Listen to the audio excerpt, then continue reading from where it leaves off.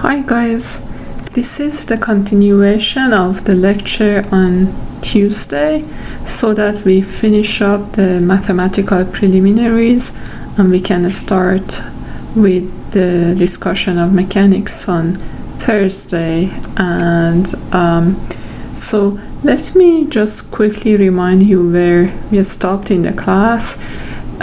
We talked about how to get the gradient of a scalar valued function in polar coordinates. We started from the general formulation, so this is general irrespective of the choice of the coordinate system, and then we used what we know for polar coordinate system to actually derive the expression in polar coordinates, and I hope that it looks familiar to you and it is useful to make the comparison between what we had in Cartesian coordinate system and what we have in polar coordinate system. So now what we want is to move to a vector valued function and see whether we can calculate its gradient in polar coordinate system. To do that, first I need to provide you with some more information about the polar coordinate systems. So let's get started with that. So without really proofing it, giving you a proof, I'm going to kind of give you a series of expressions that are going to be very useful. So we learned that we basically in polar coordinate system we have also two unit vectors which are perpendicular, and unlike in Cartesian coordinate system, these are not constant, so they are a function of the position x. So I'm going to write them like that. And we also learned that in polar coordinate systems basically we have two coordinates. So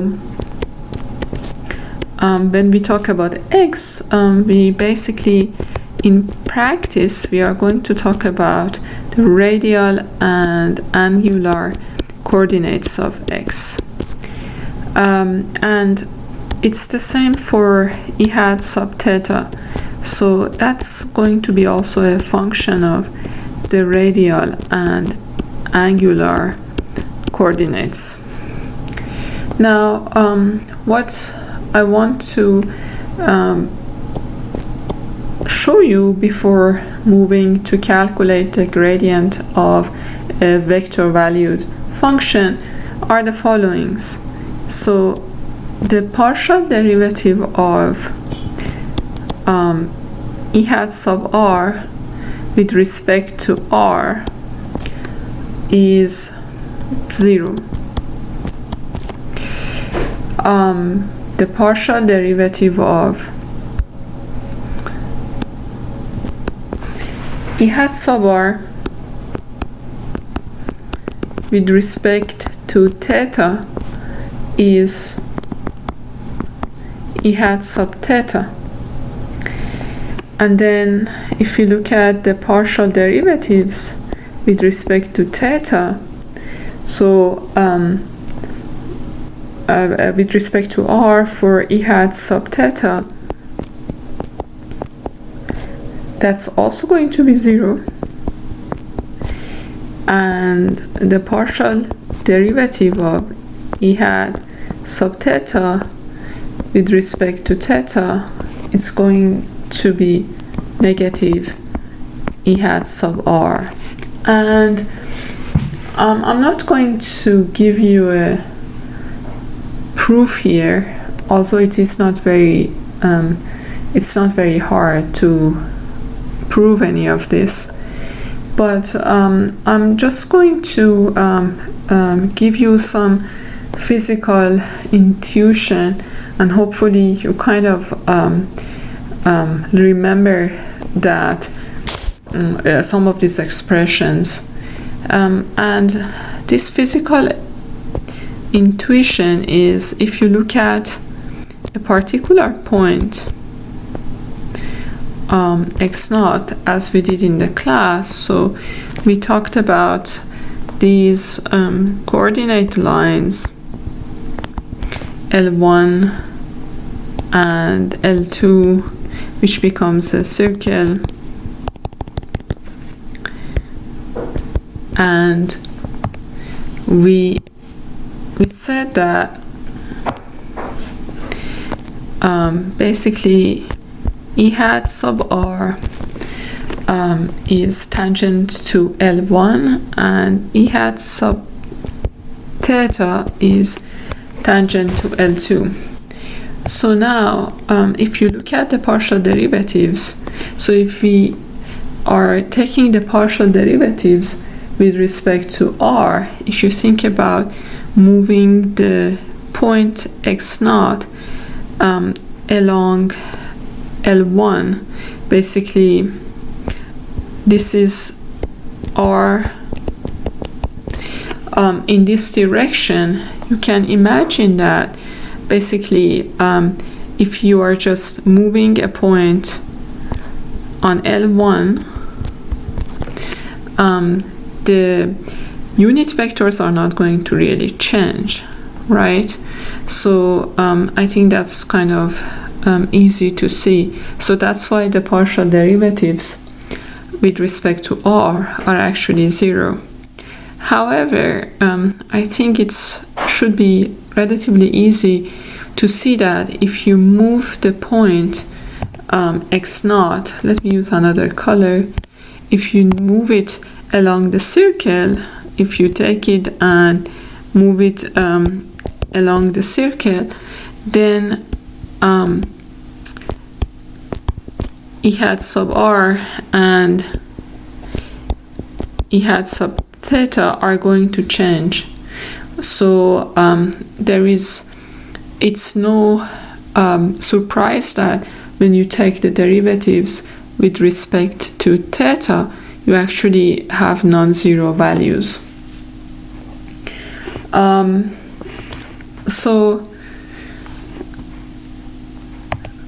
This is this is basically what I wanted to show you before showing you the gradient of a vector valued function.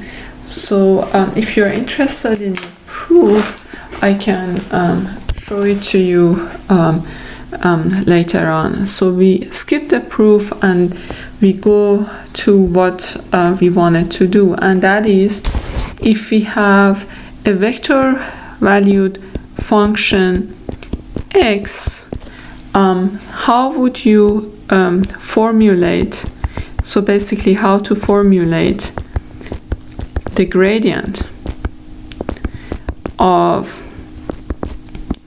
v in polar coordinates.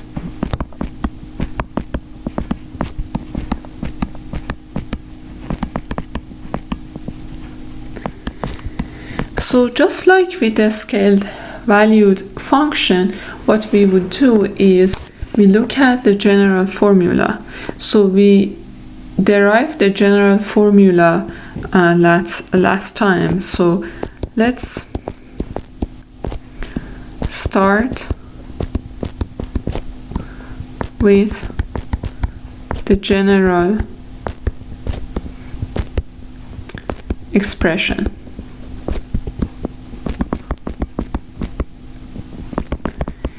So this one we did it in the class together. We know that the gradient of v is a tensor, and we wrote it as the partial derivative with respect to the pth coordinate, KCP, and then E hat sub I tensor gradient of the coordinate P, and we have a second term Vi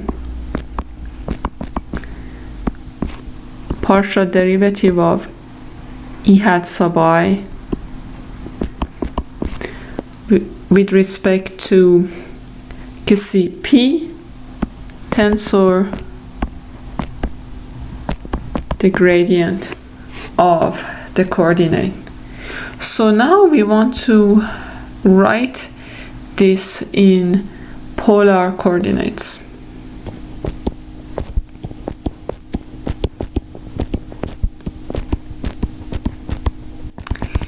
So first of all, try to think how many terms you will have.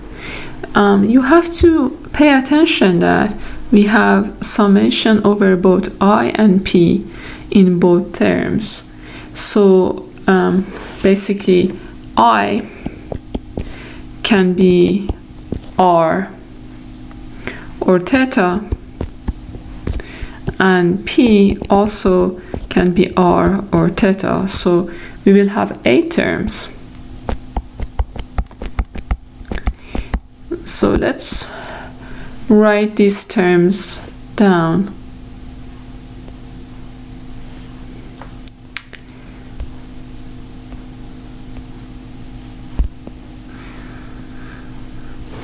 Okay.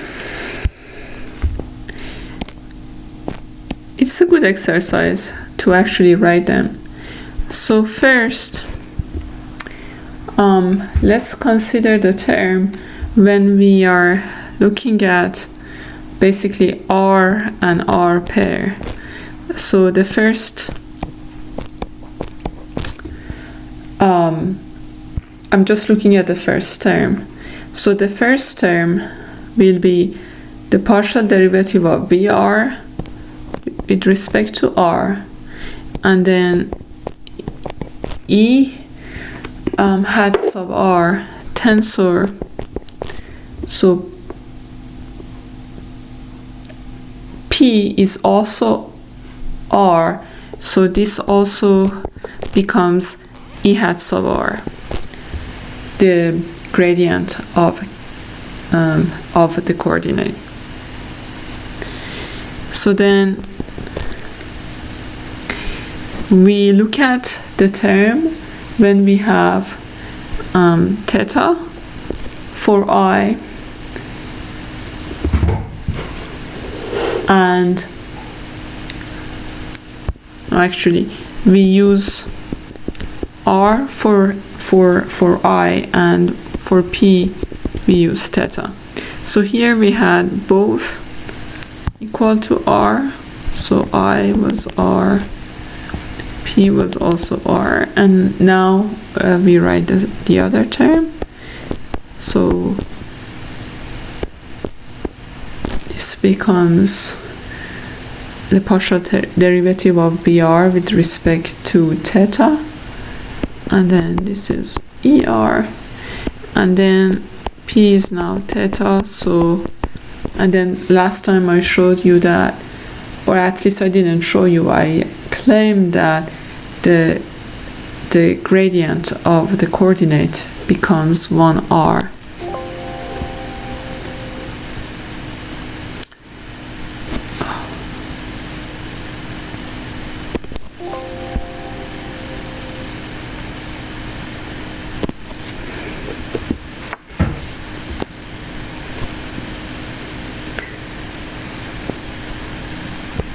E theta. So this is basically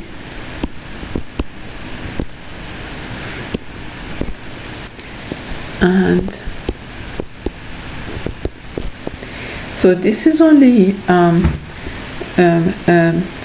the first term, and then I'm just looking at I equal to R and P equal to R and theta. So now we have to look at the same term. Now we have to look at when I is equal to theta,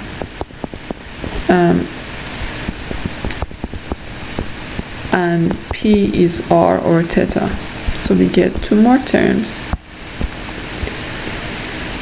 And these are, I just write them.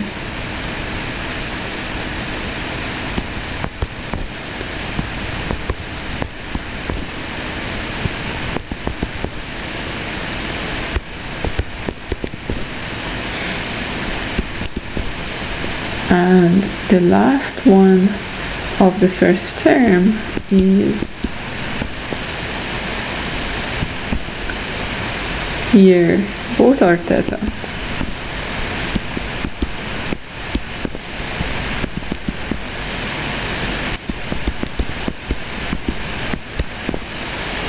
So these are all, so far, the blue basically is the first term here,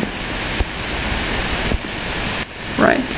And now the second term, I just use black, so kind of to make it more clear when you are looking at this. So we have four more terms. So now we have four more terms, and again the same thing as above. First I, R, P, R, and I, R, P, theta. So it would be VR, and then partial derivative of E hat sub R respect to R tensor, and that's the gradient of CR, which becomes just ER.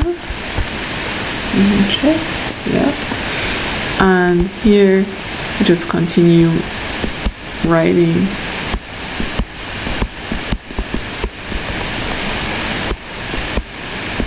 So now P is theta.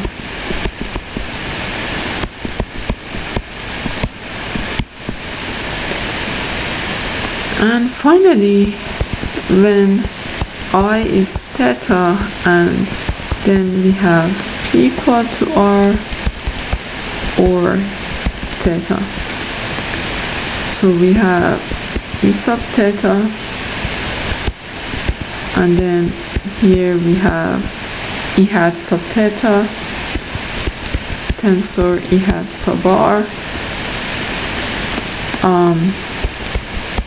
and E theta, partial derivative of E hat sub theta with respect to theta, tensor 1R E hat sub theta. So just to make things clear, so these are basically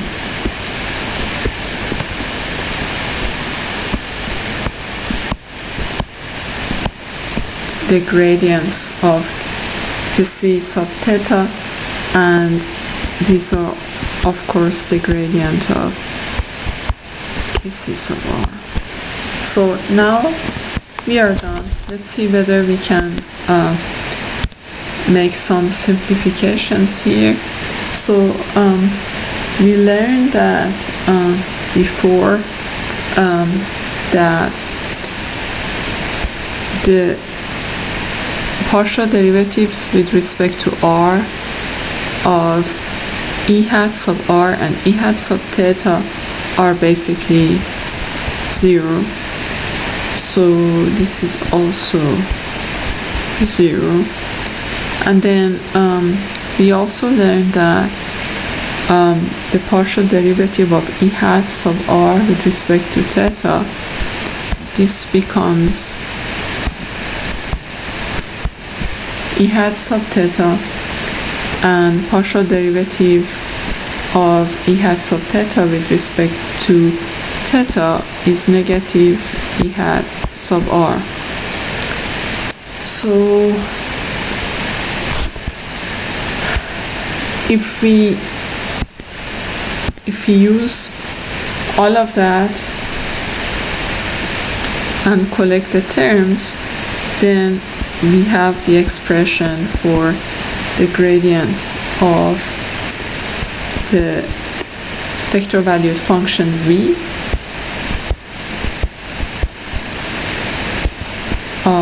in polar coordinates, and this is going to be a little bit simpler. Try not to make any mistakes here.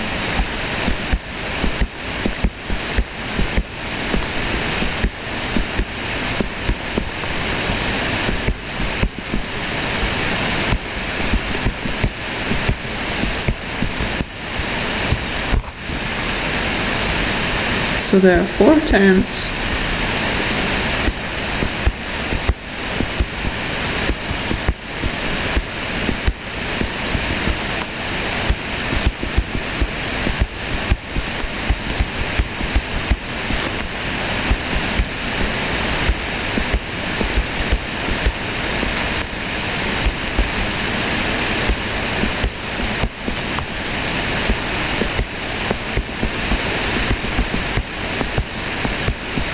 So it's useful to compare this with what we have in Cartesian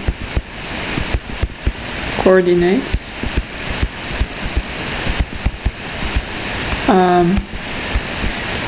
If you remember, we showed that the ij component is simply the partial derivative of ai with respect to the j coordinate. This is what we had last time. So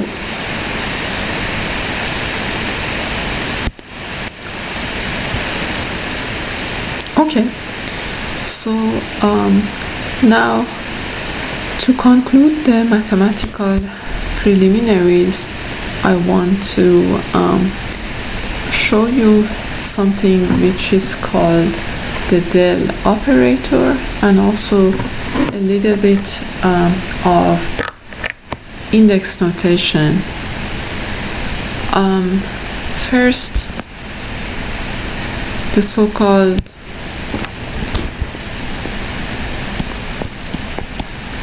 del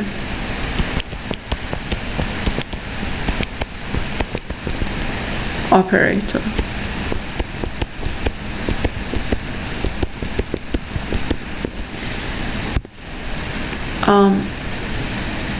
Recall that we used basically this notation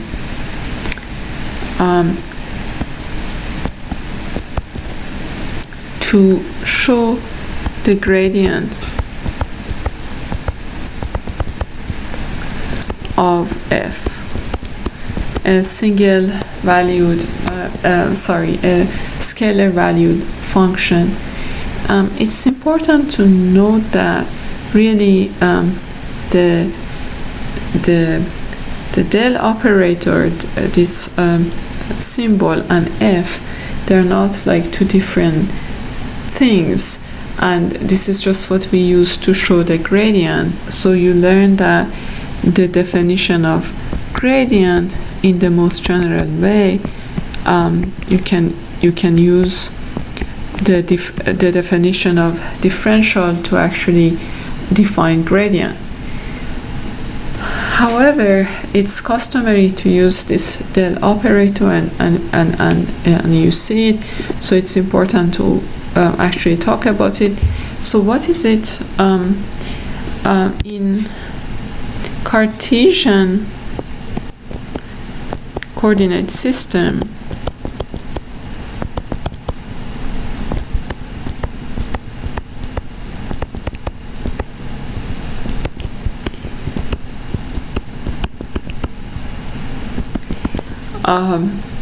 It's defined as follows. So it's defined as basically partial derivative times E hat sub I. So then basically if you want to use it, the way it is being used is if you want to calculate the gradient of a function, you basically put it right here, so it becomes it works somewhat, right? So you can check that this is what we had before. Now if we have a vector valued function that we discussed before, the gradient would be, so if I want to use the del operator, it will be like this. So this has to kind of jump here, but for everything to work right, we actually have to change the order of EI and EJ.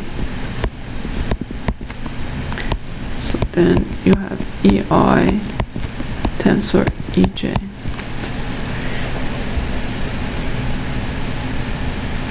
So somewhat the vector which is associated with the del operator, whether it is here EI or here EJ, has to go all the way always to the end. This is one way to remember this. In polar coordinates, as you may imagine, it has a little bit of different definition.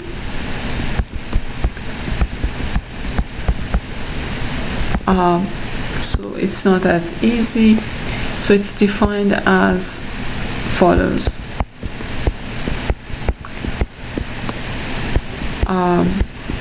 ER, and then we need to have this 1 over R, and you can check that if you use this definition, you are going to get the same things as we had before for the gradients. And then very quickly,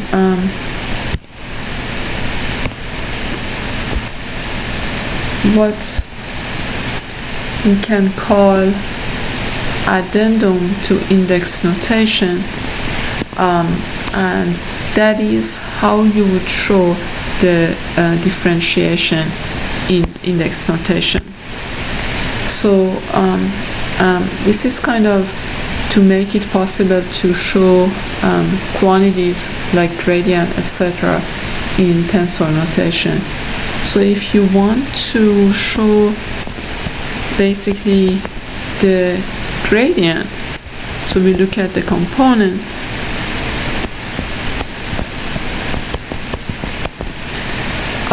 in Cartesian coordinates, for example,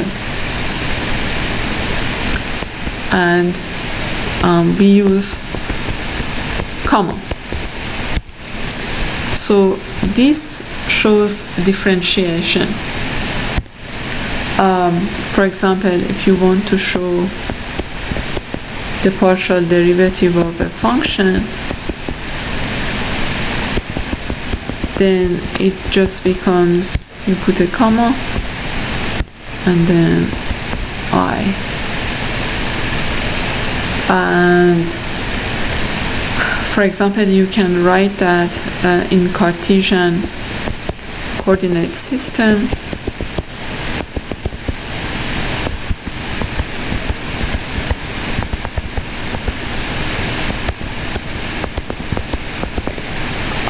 the gradient of a vector valued function, you can write it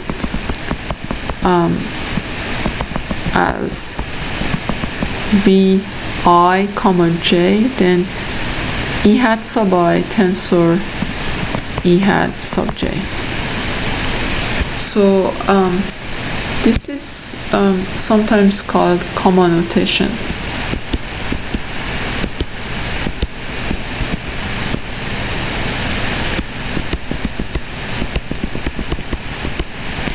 There are a few other useful expressions that I'll add here. For example, the divergence.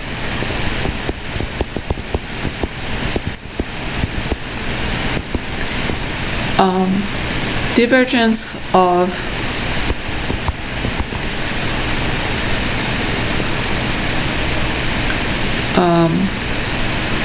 a vector field. So normally you use dot product between the del operator and the vector, and in this case you will have basically vi comma I, because it's the trace of the gradient.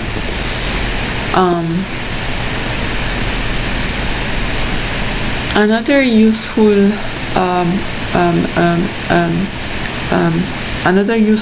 expression is probably the curl.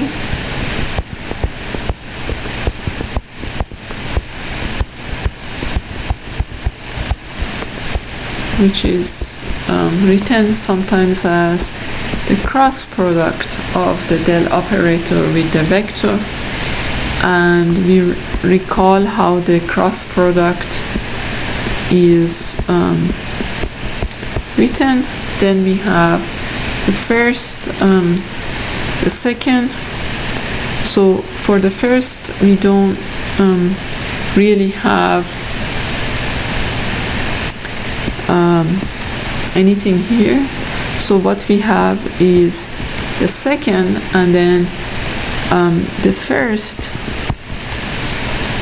is actually going to come as a comma, because that's the differentiation. That's how the curl would show up. This is of course a vector, so we can write it in the vector form like that, or you just look at the components and then you would just use this.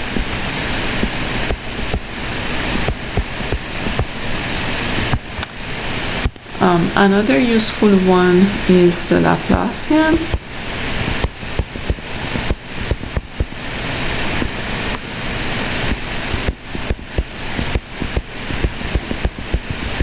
And this is written as basically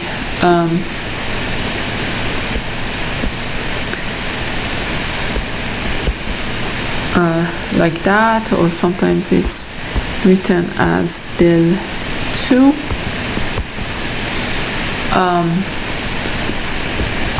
And this is also a vector.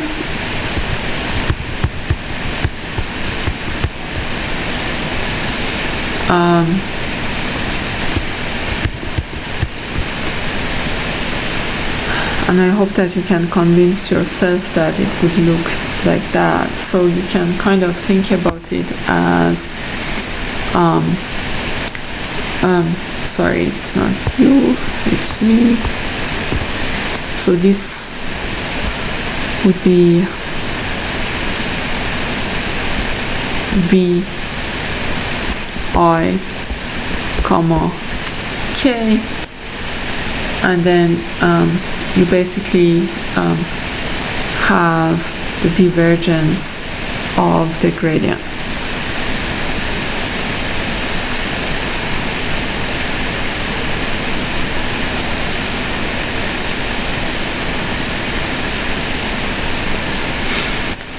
So and there is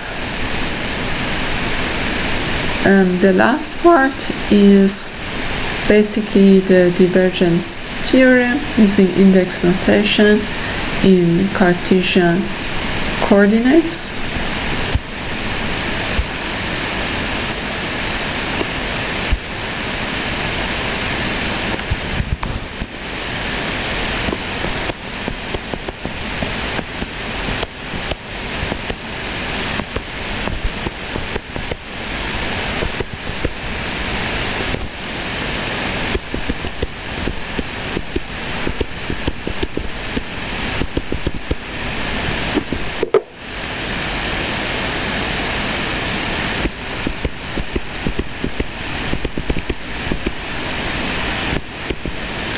So let's recall what it was. We had the region R with the boundary dr and the normal n. So divergence theorem gives us a way to relate an integral taken along the boundary of a scalar field phi times normal dn dA to a volume integral over the entire region. So we have here the gradient of the scalar field given. So in index notation,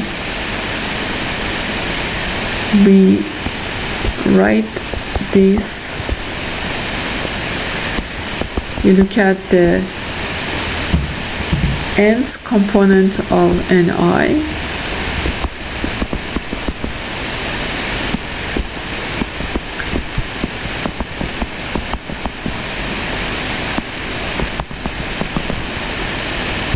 So we are looking at the ith component of n, and basically in index notation Ni turns into comma I.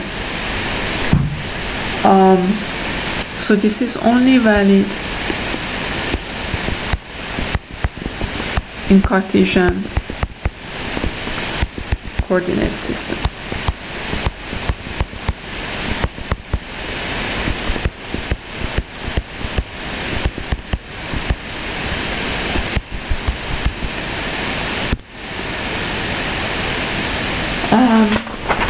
And the last thing is,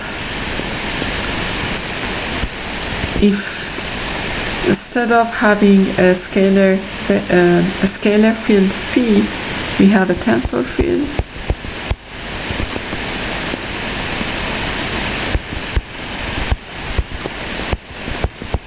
we have already looked at this theorem before, so I just write it down.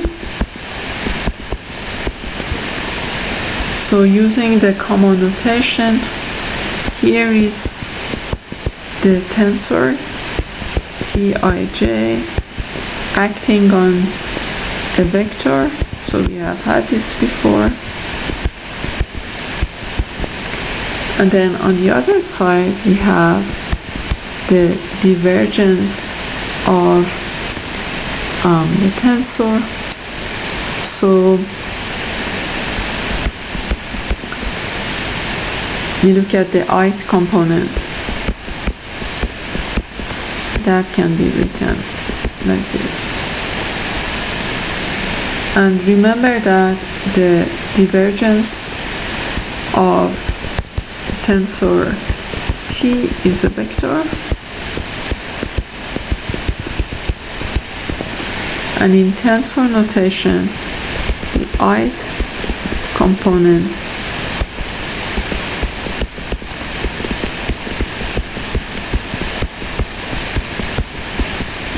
is basically what we have in the theorem. So I guess this is all in mathematical preliminaries. It's a little bit longer than I thought, 40 minutes. So next class, our class will be a little bit shorter. So please go through the notes and the video and let me know if you have any questions. Have a good evening.